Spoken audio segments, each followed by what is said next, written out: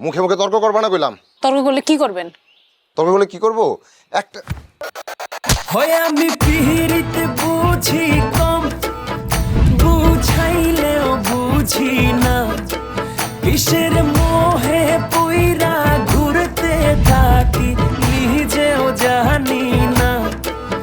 হচ্ছে বানাইছে আমায় সে বড় আজব কারিগর, নসিব দিছে ঘরে বান্ধার বানাইয়া অবুঝেই অন্তর।